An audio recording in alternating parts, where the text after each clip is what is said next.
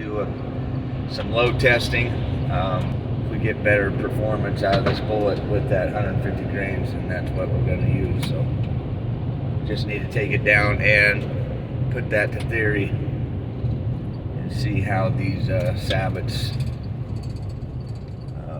react with a heavier powder load. So not real excited about 150 grains of recoil, but we'll see. Maybe there's not that big a difference. 150 grains of powder. That just seems like it would be unreasonable. There's 2, there's 3, and then our sabot.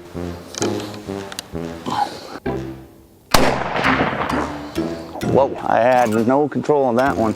Damn, I need to be behind that sumbitch better. That thing about got me. Man, I'll tell you what, that is a kicker. That is not fun. I don't know if I like that 150 grains. Oh, for the love of Pete. Oh, that's nice. I didn't have my plug in. Fuck bullshit. Tear your frickin' shoulder off when you're trying to shoot.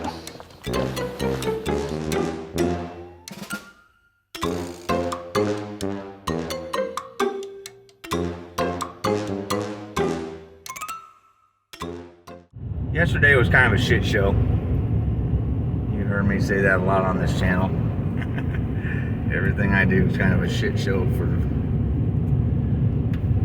I don't know.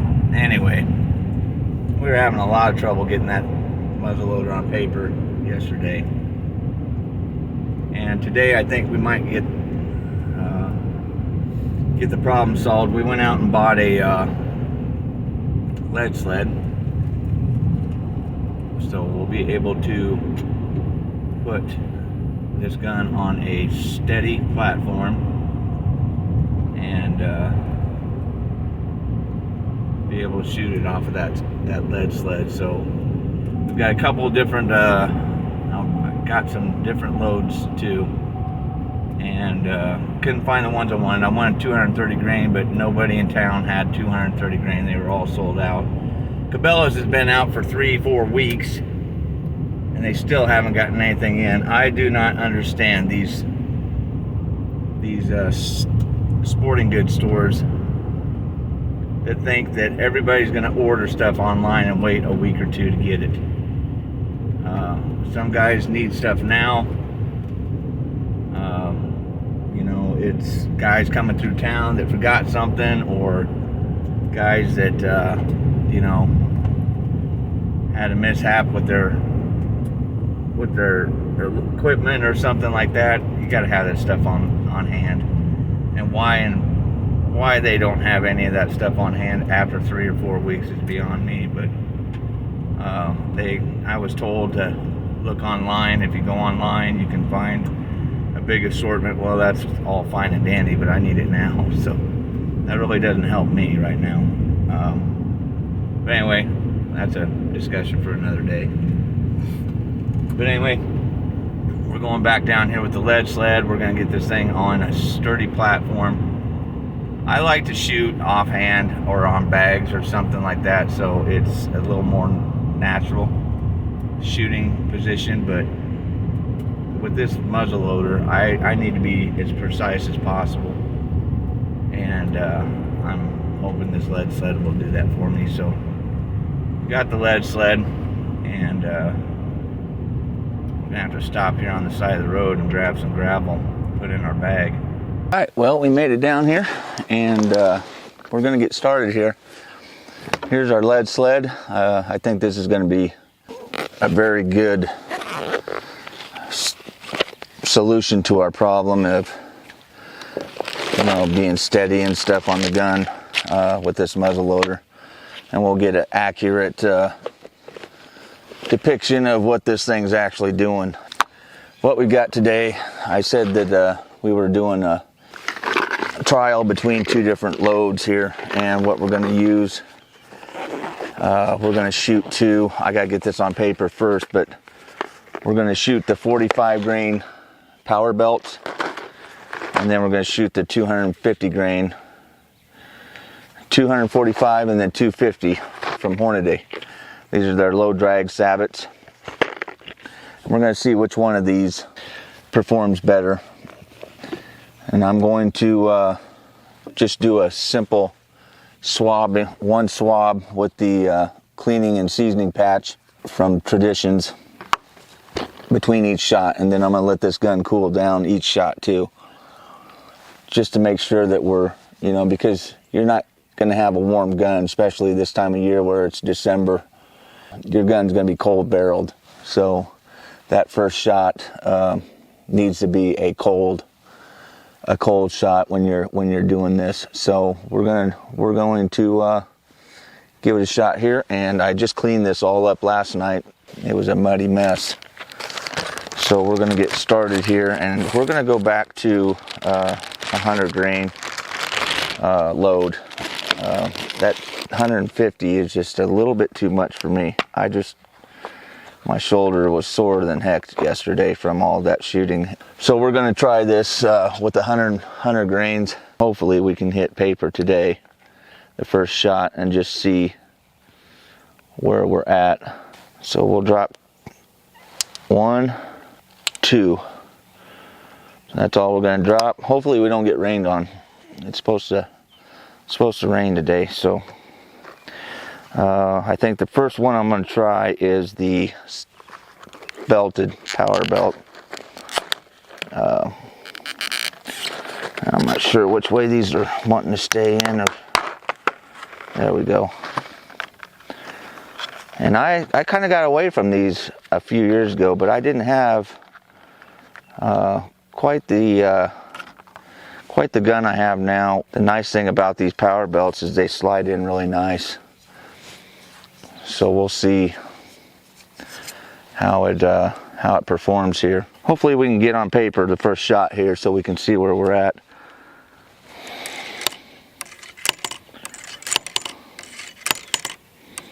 We got some new caps too from Traditions. So these are from Traditions. They're primers. I'm hoping they fit. They should be the right ones. It says for all muzzle loaders except for your traditionals probably. Which I was really surprised to find these in Cabela's today. To be honest, I did not think that they would have any of these around. So when I saw them, I jumped on them and grabbed them. Now this is going to make life a lot easier as far as lining up and getting on target.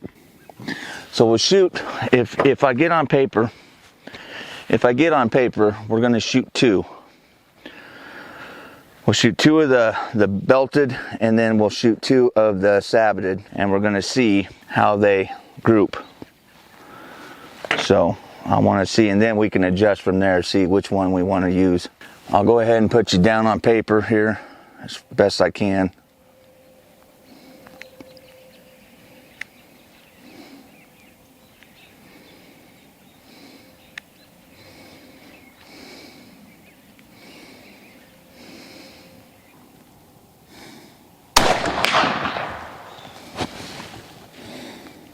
All right, we hit paper. That looked good. It's low and to the right a little bit, but I'm not going to touch anything. I'm going to shoot another one and make sure that we're hitting in the same spot. I'm going to go ahead and run a patch through this so we clean up as much of that every time as possible so we don't have a ton of buildup. Been too judgmental on these power belts because I'll tell you what, they slide in there nice. You know, 245 grain and 250 are not going to have a ton of difference. You'll see it at distance probably a little bit, but other than that, we're going to be pretty close to the same. All right, we're going hot. All right, that one hit higher. Left to right, it was about the same. So, boy, that thing jumped like crazy. I might need to strap this thing in. We need to go back to the left, probably about 3-4 inches. Now I screwed up already. I shouldn't have adjusted that left to right. Let's shoot 2 of the Hornady and see how they look on paper. Here's the Sabot from Hornady. It's got a little bit more of a ballistic end to it. We're going to go ahead and run the patch down through here real quick. See how much crap comes out of there. If you don't clean that at least twice, or after 2 shots at least, you're gonna have a mess. And even in the field, I would have these. You wanna make sure that that's bouncing. Make sure it's seated right. Hopefully that's not blurred. All right, going hot.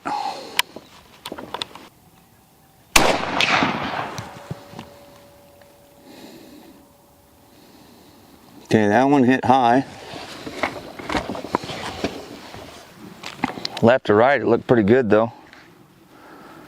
See if we can maintain that with the next shot. I'm having a lot better luck today than I did yesterday, I'll tell you that. All right, I'm going hot.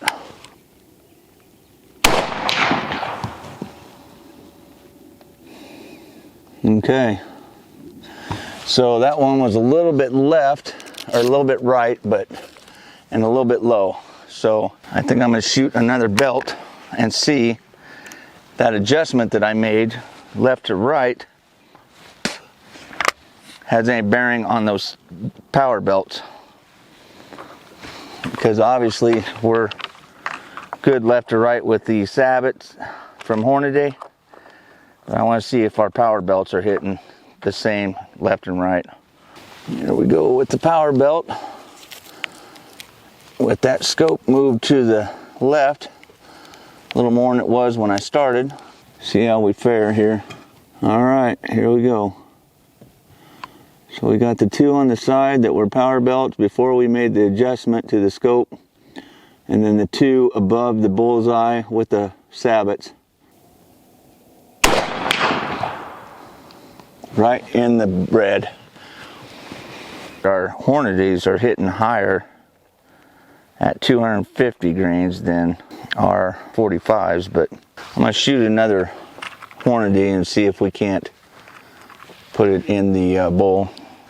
Winchester makes these 777 primers, and boy, I was fighting those other ones yesterday bad, and I'm not sure if that's because they're made for shotgun. They were shotgun primers, and these are muzzleloader primers, which I don't know, maybe they don't sit quite as tight, I don't know, or they don't expand, but whatever the difference is, it's nice, I can tell you that. This lead sled makes it pretty dang nice. Like I said, I never was a fan of shooting off of a bench rest, but this thing makes life a lot easier.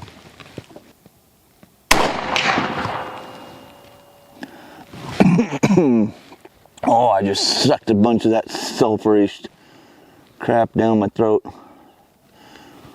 Okay, so we probably could come to the left about inch or so, maybe a ½ inch. But height-wise, I think that's pretty good with the sabots. Let's go about there and see what that does. Okay, I'm gonna go ahead and run down here real quick and put some dots on this target, and then we'll come back and shoot again. 2, and go with the, I just like the way these power belts go in, and they seem to be a lot more accurate, so.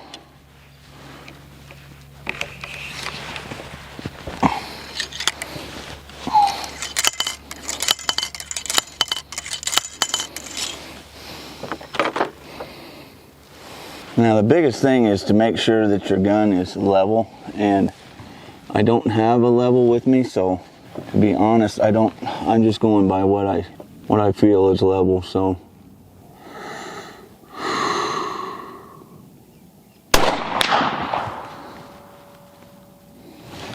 Right on the top of the bull. Pretty happy with that. Now let's do one more with that power belt. You know what, I'm gonna shoot one without cleaning it and see if there's a big difference. More than likely, if I have throw a second shot, I'm not gonna be able to do that cleaning in between, so we'll see where two shots in a row end up. It still goes in there pretty nice.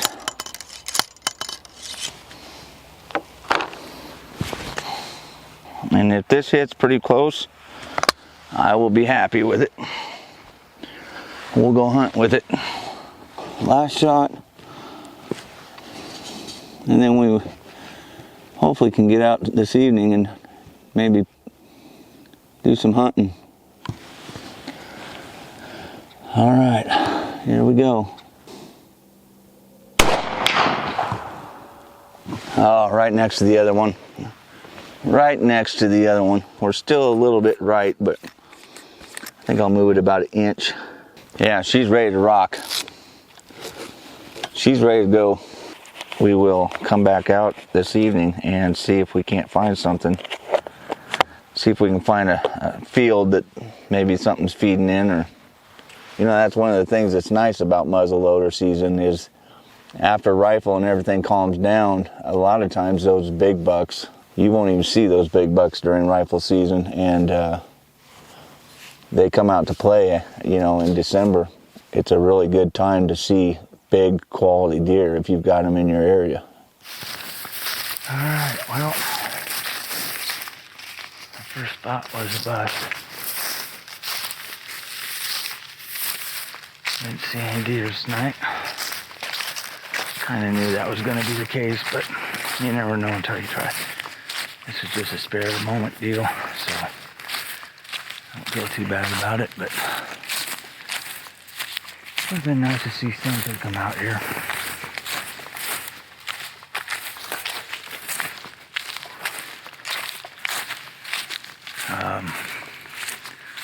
Heard a bunch of shots over here at these other fields on the other far side, so we may try that tomorrow, or I don't know. We got a couple other spots we can try.